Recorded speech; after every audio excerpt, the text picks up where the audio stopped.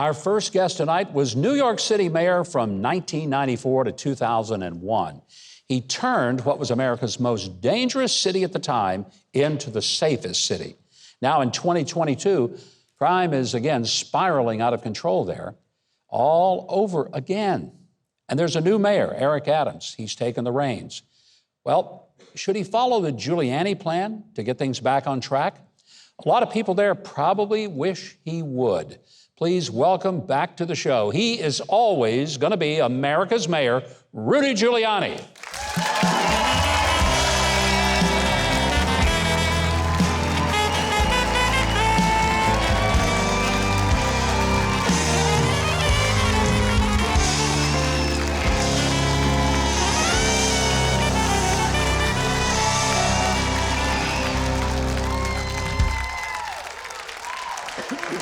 You get a standing ovation walking in here. You know, that's pretty good, Rudy. Thank you.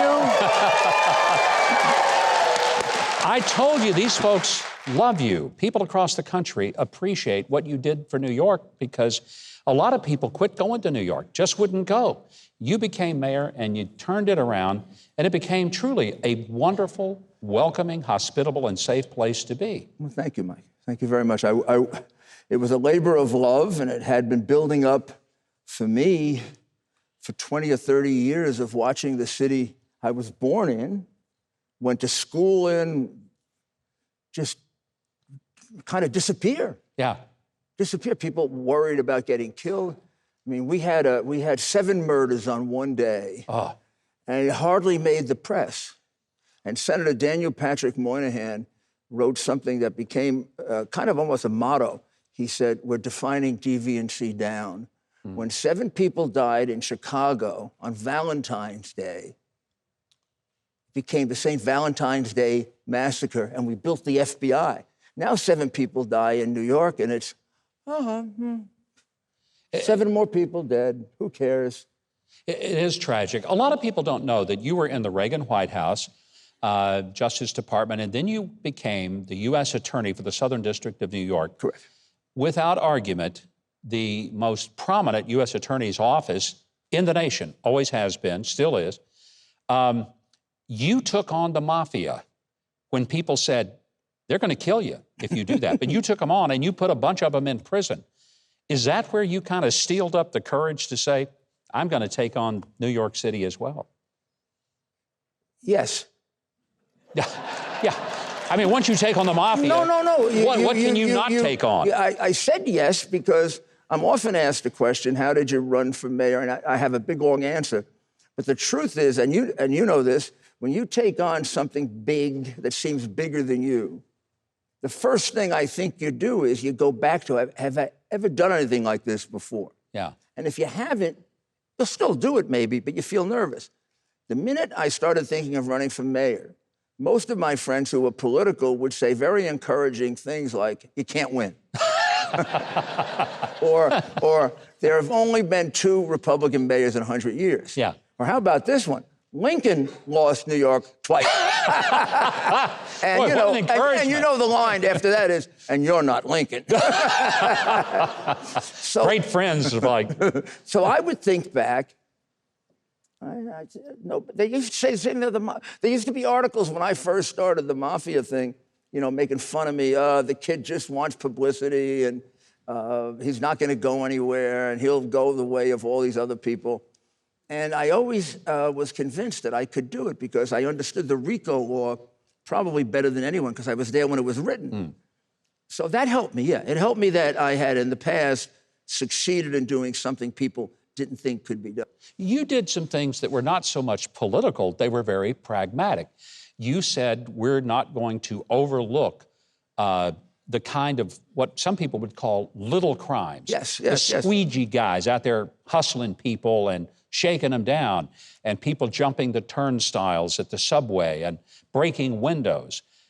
What was it about your philosophy and why didn't other people do the same thing? Well, this was borrowed. I borrowed that. I have to give credit to Professor James Q. Wilson.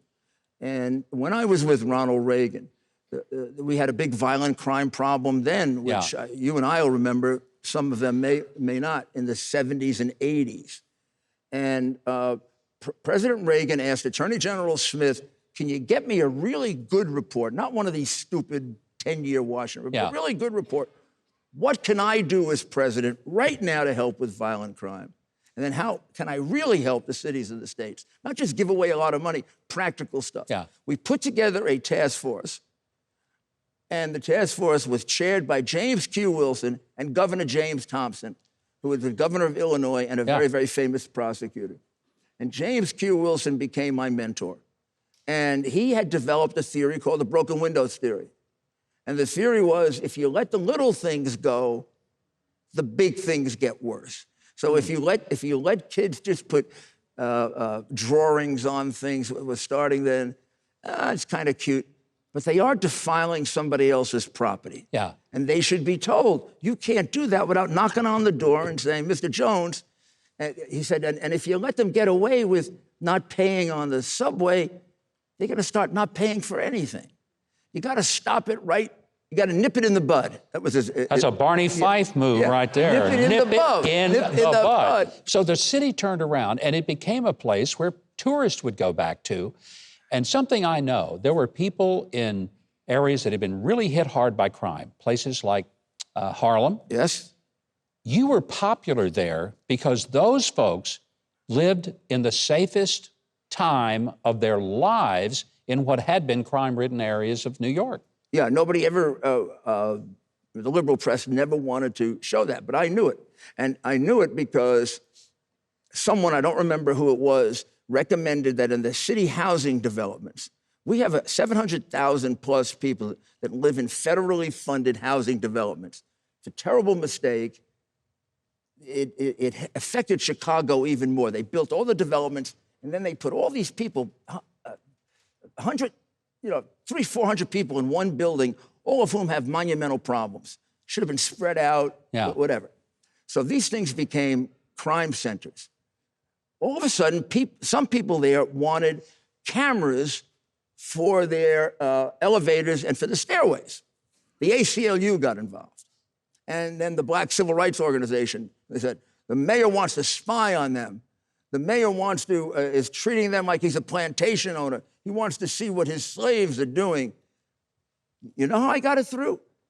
We went in and we took a vote. 85% of the residents said, you're out of your mind. Thank you for holding off on that one, Eric. You're out of your mind. And they made the point. I hadn't even thought of this. They made the point in every rich condominium in the city, they got cameras all over the place. Of course they do. Why can't we have them? We put it in. Brad and I put it in. It went down 80% in 5 weeks. Wow. Crime went down 80%. Yeah, but nobody's going to commit even these guys aren't dopey. They don't commit a crime on TV. No. Go somewhere else and commit the crime. Famous thing happened to you this week. I know we can't divulge a lot of it, but apparently you were a participant, and it'll be on in March, The Masked Singer. And when you were revealed, a couple of the judges didn't like that, and they got up and walked off. Was that just like surreal that they were so? Well, I'm not allowed to comment on it because there's an NDA. Ah, okay. But when it does happen, I'll be happy to come right back and tell you the whole love it. I know you'll love it. The whole I will thing definitely. is hilarious. Well, you know what that does? And That just guarantees you're going to come back. I think you've talked to my partner, Dr. Maria Ryan. We do a show together on ABC Radio called Uncovering the Truth every Sunday between 10 and 11. It's the highest rated show on talk radio on Sunday. And Dr. Ryan is a PhD. She ran a hospital. She's got 4 degrees. She's close to genius level. This almost resulted in a fist fight. Whoa.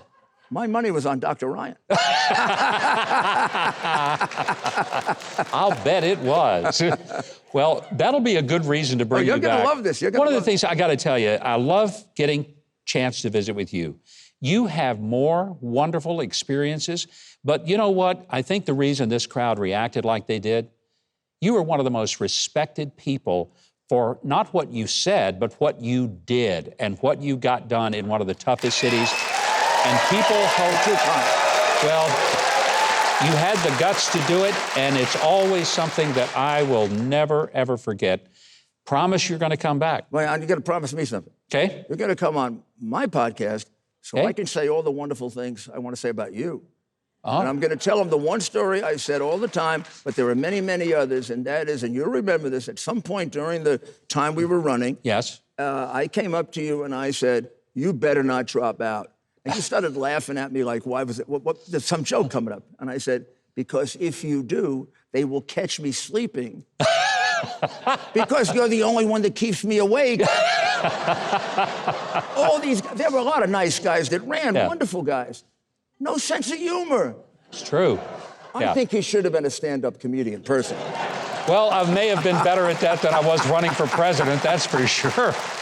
Oh, hey, if you want to keep up with Mayor Rudy Giuliani, go to Huckabee.tv. We have links to his website, his social media platforms, radio show, all of that. So you'll want to be connected. Thank you for doing that. Absolutely. Please get connected.